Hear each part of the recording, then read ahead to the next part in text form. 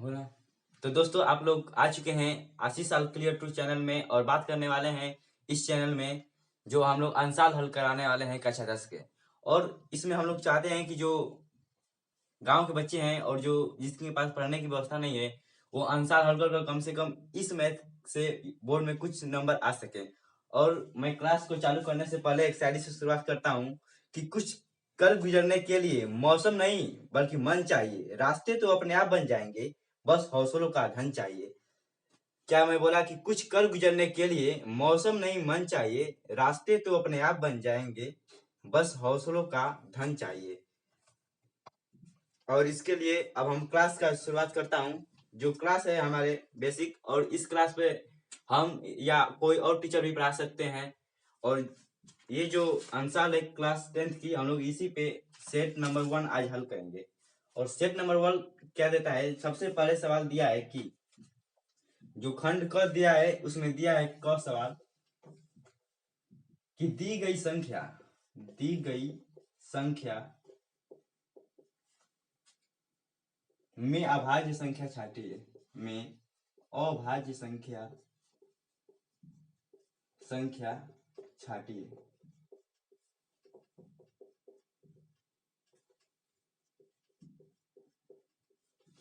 इसमें क्या कहा है कि दी गई संख्याओं में अभाज्य संख्या छाटिए। और पहला ऑप्शन दिया है 0, दूसरा दिया है 1, तीसरा दिया है 2 और चौथा दिया है 8।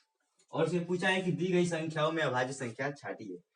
तो अभाज्य संख्या तो ये तो सबको ही पता होगा कि अभाज्य संख्या 2 से शुरू होती है, तो इसका ऑप्शन तो तीसरा हो जाएगा।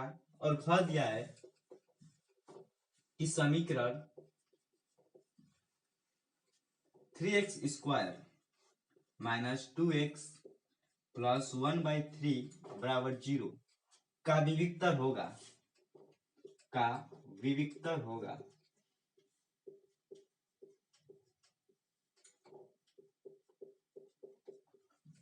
अच्छा ये बताओ, एक फार्मूला होता है जिसे विविक्तर को हम लोग डी से डिनोट करते हैं, विविक्तर को हम लोग डी से दर्शाते हैं। और डी बराबर होता है वी स्क्वायर माइनस 4ac। ठीक है। और जो ये बी स्क्वायर है इसमें पहले देखते हैं ए का मान क्या दिया है। ए का मान जो एक्स स्क्वायर है और इसके आगे जो संख्या होती है उसको वही ए का मान होता है 3। और बी का मान जो एक्स है दूसरा पद यानी ए बी में -2 दिया है।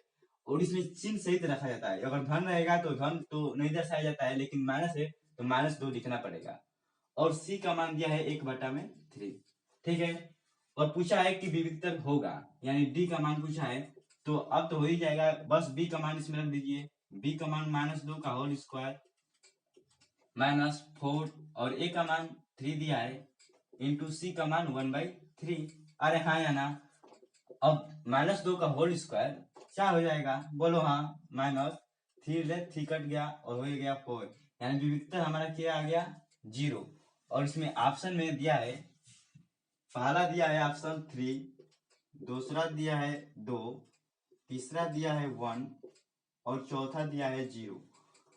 तो हमें विविक्तर का मान कितना है 0 और ऑप्शन 4 सही होगा, बोलो हाँ। अब देखते हैं तीसरा सवाल क्या दिया है। तीसरा सवाल हमारा दिया है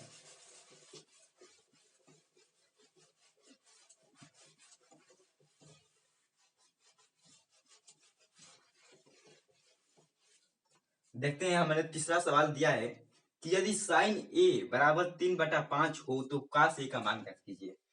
दिया है साइन ए बराबर 3/5 हो तो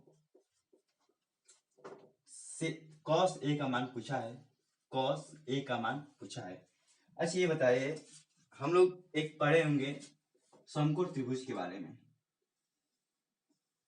अरे हाँ या ना, बोलो हाँ।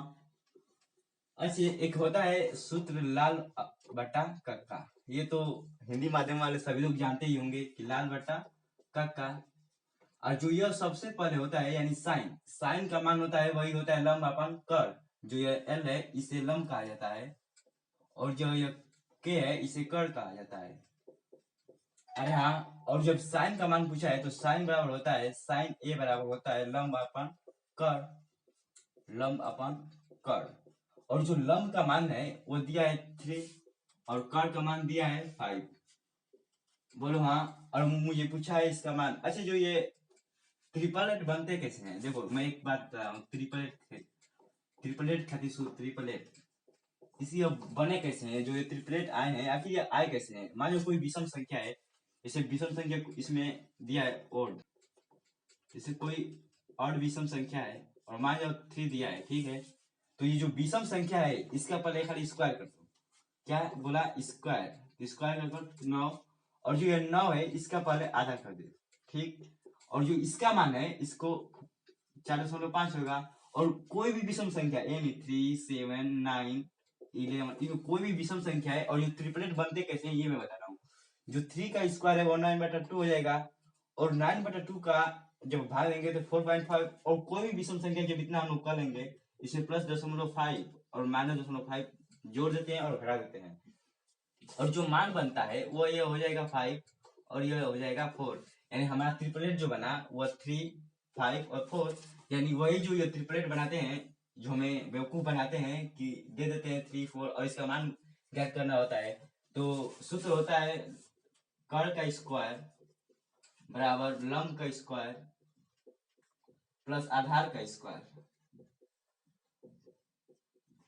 और जो ये ट्रिपलेट बने हैं वो आखिर ऐसे ही मिलकर ट्रिपलेट बनते हैं, ठीक है। और जो ट्रिपलेट बनते हैं इन्हीं के कारण बनते हैं। और जो हमने ट्रिपलेट निकाला हुआ है 3, 5 और कोई भी विषम संख्या आ जाए और इसका ट्रिपलेट पूछ ले तो 5, 4 और कुछ भी हो सकता है, ठीक है। और ये ट्रिपलेट बने हैं ये 3, 5, 4 हो गया। अब लड़के क्या कहते हैं, कर्ण का वर्ग, लंब का वर्ग प्लस आधार का वर्ग, ऐसे हम लोग को सिखाया जाता है 10, 11, 12 में। तो यार कर्ण का भी वर्ग करेंगे तो कर्ण दिया है 5 का होल वर्ग प्लस लंब का होल वर्ग 3 का होल वर्ग प्लस आधार का वर्ग क्या हो जाएगा, नहीं दिया, यही हम लोग को ज्ञात करना है। मान लेते हैं आधार x है। अब इधर आ जाएगा 25 और यह 9 इधर आ जाएगा और यह x स्क्वायर, यानी 25 - 9 यानी 16 x स्क्वायर, और x का जो मान है वो 4 आ जाएगा, ठीक है। तो जो ये मैं तो पहले ही निकाल चुका हूँ, यह इस विधि से भी निकल सकती है या यह विधि से भी। तो आधार का मान कितना आ गया 4, और हमें पूछा मान किसका है, cos a का। तो cos a बराबर हो जाएगा आधार बटा में कर्ण, sin a बराबर लंब बटा में कर्ण, और cos a बराबर होता है आधार अपन कर्ण, ठीक है। और आधार का मान दिया है 4, तो 4 लिख लेते हैं, और कर्ण का मान दिया है 5, ठीक है। और देखते हैं ऑप्शन दिया है, पहला ऑप्शन दिया है 5/4, दूसरा दिया है 4/5, तीसरा दिया है 5/3 और चौथा दिया है 4/3। तो ऑप्शन आंसर कितना है 4/5, यानी ऑप्शन नंबर 2 हमारा सही हो जाएगा। सट है बॉस, समझ में आया कि नहीं? ऐसे सवालों को चुटकियों में हल कर सकते हैं। जो ये मैं ट्रिपलेट बनाया हूँ ऐसे भी सवाल इस जगह त्रिकोणमिति में ही प्रयोग होते हैं, ठीक है। तो चलो नेक्स्ट सवाल देखते हैं। हमारा टारगेट है कि हम अंसाल हल करवा दे, क्या कि बोर्ड आने ही वाला है और लड़के इसी में से हर क्वेश्चन आएगा, ठीक है। और इसमें नेक्स्ट सवाल देखते हैं। दिया है कि दो समरूप त्रिभुज का क्षेत्रफल, दिया है दो समरूप त्रिभुज का क्षेत्रफल, दो समरूप त्रिभुज का क्षेत्रफल, सबसे पहले सुनिएगा ध्यान से, दो समरूप त्रिभुज का क्षेत्रफल, दो समरूप त्रिभुज पहले बनाइए, यह एक दो समरूप त्रिभुज हो गया, और दो समरूप त्रिभुज का क्षेत्रफल 4:9 के अनुपात में है, 4:9 के अनुपात में, यानी दो समरूप त्रिभुज का क्षेत्रफल 4:9 के अनुपात में दिया है। तो पूछा है त्रिभुजों की भुजाओं का अनुपात क्या होगा। मान लीजिए त्रिभुज ए बी सी है और यह त्रिभुज पी क्यू आर है, ठीक है। और ये त्रिभुज जो है एरिया लिखते हैं, area A B C upon area P Q R बराबर कितना हो जाएगा। जब यह एक प्रमेय है, प्रमेय 6.6 बोलता है कि कोई भी दो समरूप त्रिभुज अगर समरूप त्रिभुज हैं तो उन त्रिभुजों का क्षेत्रफल जो होता है वो भुजा के कोई एक भुजा के समानुपाती के वर्ग के बराबर होता है। तो कोई एक भुजा लेते हैं जैसे A B upon P Q और इसका वर्ग कर देते हैं, ठीक है। और इसका दिया है कि एरिया जो एबीसी है और एरिया जो पी क्यू आर है इसका मान दिया है कितना, क्षेत्रफल जो दिया है वह 4/9 और यह A B by P Q R का होल वर्ग। अब पूछा है कि भुजा का मान क्या होगा, पूछा है कि त्रिभुज की भुजाओं का अनुपात ज्ञात कीजिए, यानी भुजाओं का अनुपात ज्ञात करने के लिए बस हमें क्या करना होगा, A B upon P Q बराबर, और यह जब वर्ग है तो इधर आएगा तो अंडर रूट हो जाएगा, अंडर रूट 4/9 और अंडर रूट से जब निकालेंगे तो ये 4 का मान 2 हो जाएगा, ठीक है, और 9 का मान 3 हो जाएगा। तो इसे अनुपात पूछा है तो 2 संबंधित 3। देखते हैं बहुविकल्पी क्या दिया है। ऑप्शन दिया है, पहला दिया है ऑप्शन 2 संबंधित 3, दूसरा दिया है 4.9, तीसरा दिया है 81.16 और 4 दिया है 16.81। तो हमारा मान कितना आया है, भुजाओं का अनुपात 2 संबंधित 3 के अनुपात में आया है, ठीक है। तो हमारा यह सही हो जाएगा, ठीक है। अगर वीडियो पसंद आए तो वीडियो को लाइक और चैनल को सब्सक्राइब तो करना ही करना है और ज्यादा से ज्यादा चैनल को शेयर कीजिए, ठीक है। अब नेक्स्ट देखते हैं क्या करते हैं। और नेक्स्ट जो दिया है सवाल अंग, जो हमारा नेक्स्ट सवाल दिया है इस पे हम चर्चा करते हैं। हमारा टारगेट है कि हम अंसाल जल्द से जल्द जितना हो सके मैं हल करवा सकूं आप सभी को, और मैं बता सकूं कि कितना इसी में से क्वेश्चन देंगे 100%। जो अंसाल हल कर दिया क्वेश्चन इसी में फंसेंगे भाई। तो देखो नेक्स्ट सवाल दिया है अंग, अंग सवाल दिया है क्या ये हम लोग समझते हैं। अंग दिया है कि 3, 4, 5 तथा x का समांतर माध्य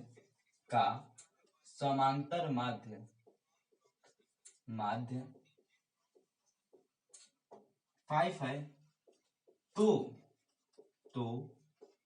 x का मान होगा, ठीक है।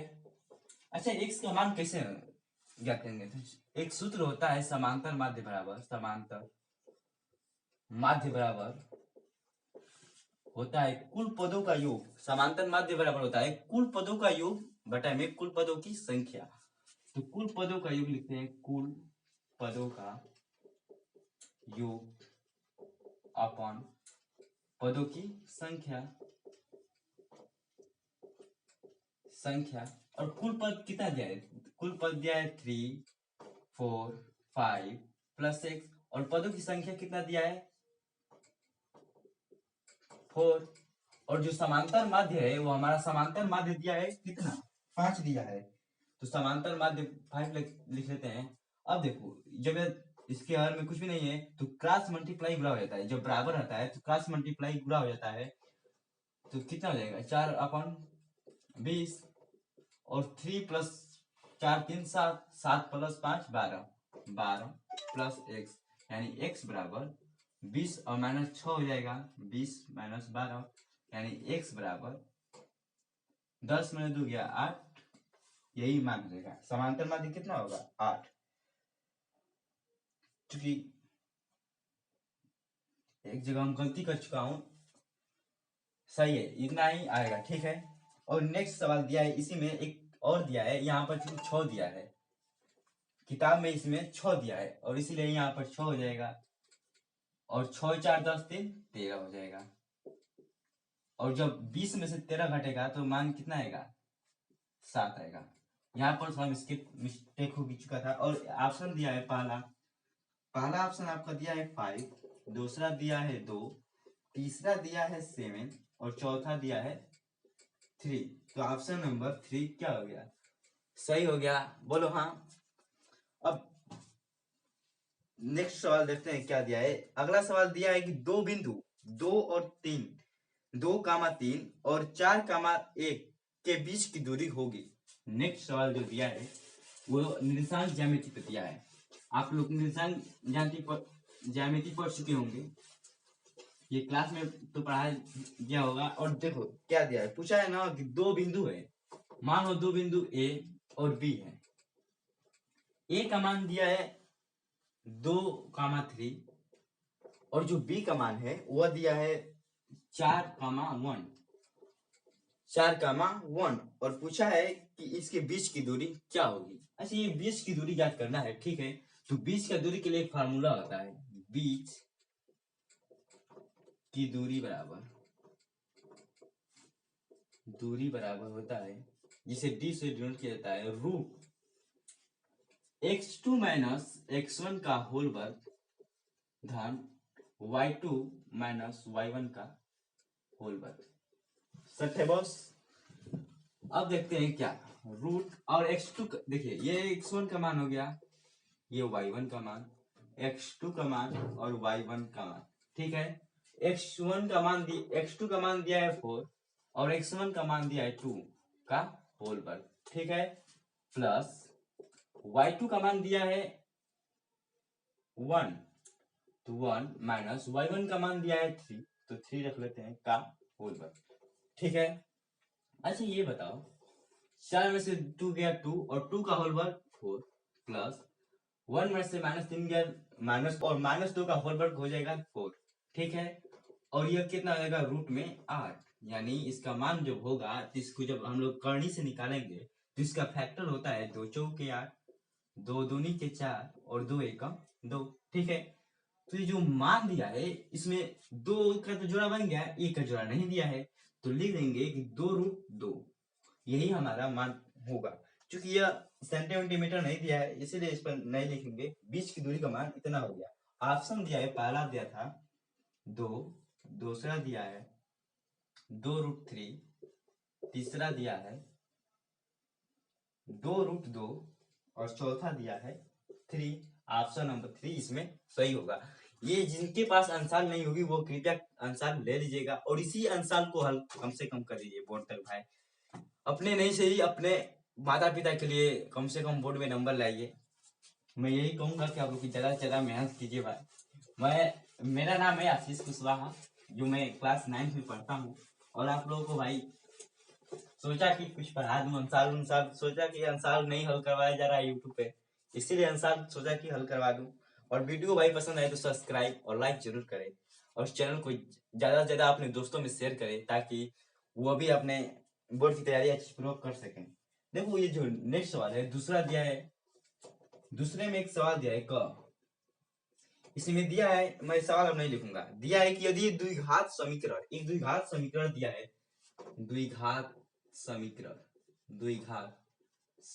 दिया है, क्या दिया है x square minus 2kx minus 6 बराबर 0। एक द्विघात समीकरण x square minus 2kx minus 6 बराबर 0 का एक मूल यानी अल्फा का मान दे दिया है कितना 3। तो पूछा है कि k बराबर होगा, k का मान पूछा है, एक मूल का मान दे चुका है। तो ये बताइए, चूंकि हम लोग मालूम है कि अल्फा प्लस बीटा बराबर होता है माइनस बी अपॉन ए और अल्फा इंटू बीटा बराबर होता है सी अपॉन ए। सेट है बॉस। ए का मान इसमें दिया है एक, जो सॉरी जो एक्स के बगल में होता है वो एक का मान होता है, जो इसके बगल में सेकेंड के बगल में होता है वो बी का मान होता है, यानी बी का मान दिया है -2k और सी का मान दिया है -6। अच्छा ये बताइए अल्फा का मान दिया है 3 तो पहले हमको बीटा का मान तो ज्ञात करना पड़ेगा। इसमें मान रखते हैं अल्फा का मान 3 इंटू बीटा का मान ज्ञात करना है बराबर सी अपॉन ए। और सी अपॉन ए जो होता है वो मैं यहाँ पर मान ज्ञात कर चुका हूँ। सी का मान दिया है -6 और ए का मान 1 दिया है, तो ये क्या 3 दूना के 6 नहीं हो जाएगा, यानी बीटा का मान -2 हो जाएगा। सेट है बॉस? अरे बोलो ना सेट है। अरे हाँ, जब यह बीटा का मान -2 दिया है तो क्या ये बीटा का मान इसमें मान नहीं रख देंगे और अल्फा का मान निकल गया, तो अल्फा प्लस बीटा बराबर -b अपॉन ए, ठीक है। और अल्फा का मान हमने दिया है 3 और बीटा का मान अभी मैं निकाला हूं -2 और ये बराबर। अच्छा ये बताइए ये जो -b अपॉन ए है, -b का बीटा का b का मान दिया है -2k, तो माइनस तो पहले से ही है और बीटा b का मान -2k रख लेंगे, ठीक है।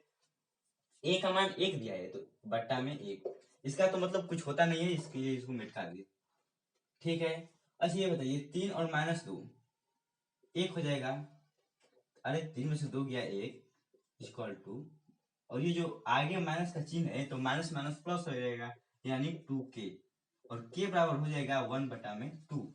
ठीक है, चूंकि आप लोग इसके आंसर पर मत जाइएगा, इसका आंसर गलती दिया है।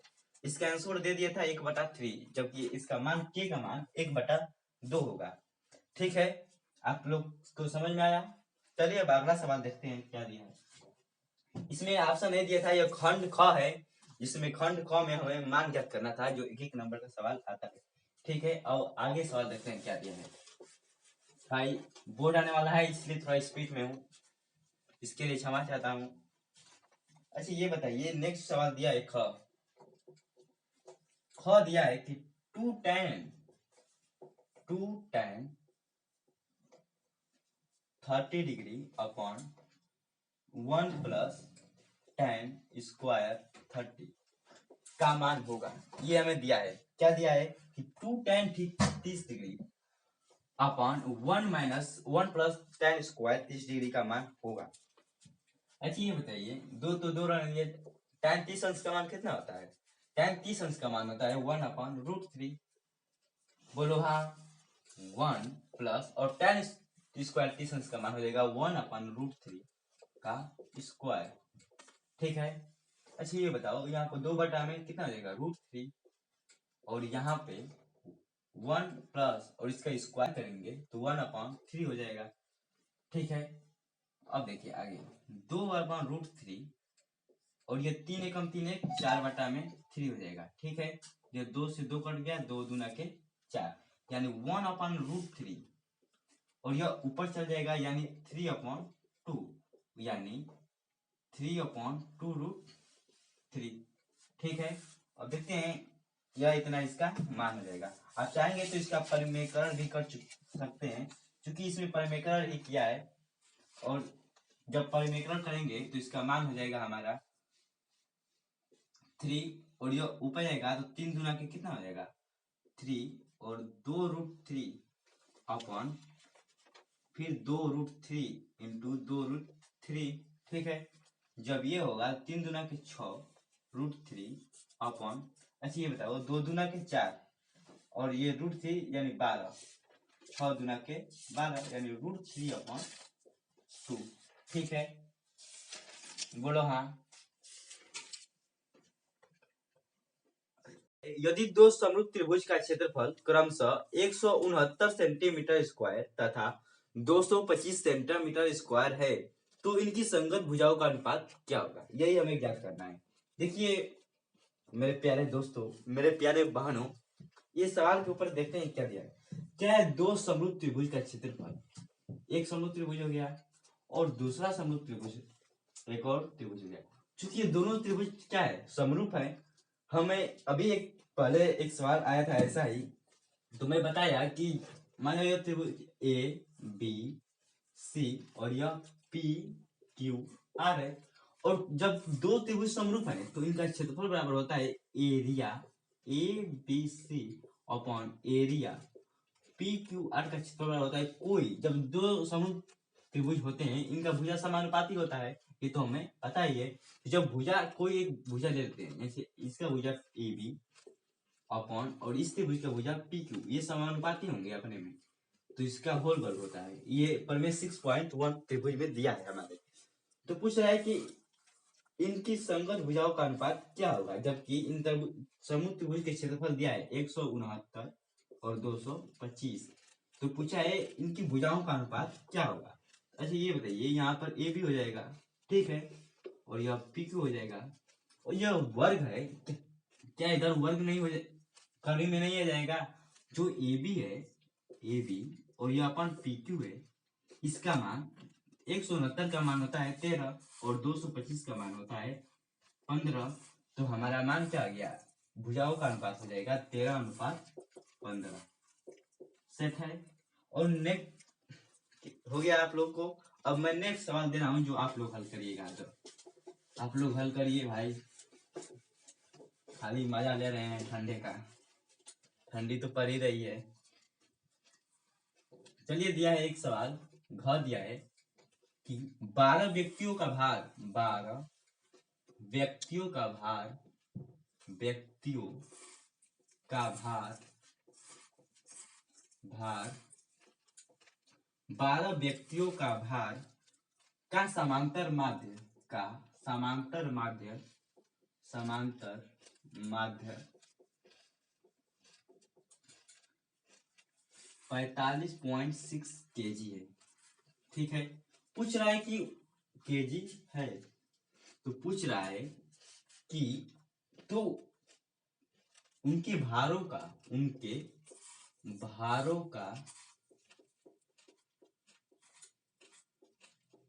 भारों का योगफल ज्ञात कीजिए, योगफल, योगफल ज्ञात कीजिए, ज्ञात कीजिए। ठीक है, पूछ रहा है तो उनके भारों का योगफल ज्ञात कीजिए। लगाइए आप लोग सवाल जरा, लगाइए, बहुत ठंडे में मजा ले रहे हैं भाई साहब। आने वाली है बोर्ड, कम से कम तो माता पिता के लिए पढ़िए भाई।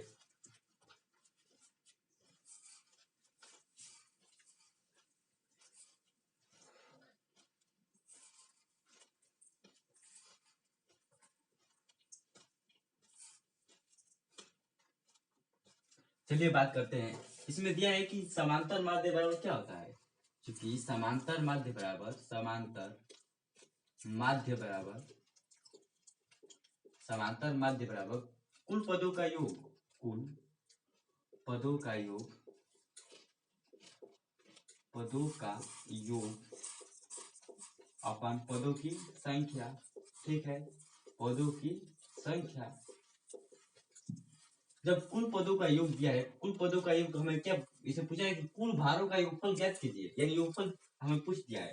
तो मान लो योगफल x है, अपन पदों की संख्या दिया है 12, कुल व्यक्ति हैं 12 व्यक्तियों का भार, यानी पदों का भार जो दिया है वो 12, और जो समांतर माध्य है वो हमें दिया है 45.6 kg। ठीक है, तो x का मान क्या हो जाएगा, 45.6 इंटू 12, 12×5 = 60, 12 × 72 का 2 हासिल 7, 12×5 = 7, 67 का 7 हासिल 6, और 12×4 = 48, और 6 होता है आपका 48, 49, 50, 51, 52, 53, 54, यानी यहाँ हो जाएगा 54, और पॉइंट एक इतना केजी हो जाएगा। ठीक है, तो आज के लिए वीडियो इतना ही है, और नेक्स्ट वीडियो में हम लोग आगे के ये सवाल काटेंगे, और आगे जो ये सवाल है हम तीसरा सभी खंड हल करेंगे। ठीक है, और यह सेट नंबर 1 था, और सेट नंबर 1 में चूंकि आधा मैं सवाल बता चुका हूँ, और आधा सवाल मैं नेक्स्ट वीडियो में बनाऊंगा। ठीक है, और इस पर मैथ, विज्ञान, कुछ भी, अंग्रेजी भी पढ़ाया जा सकता है। ठीक है, और इसमें बोर्ड या अनदर कोई भी कॉम्पिटेटिव एग्जाम के लिए आप सवाल पढ़ सकते हैं मैथ के लिए।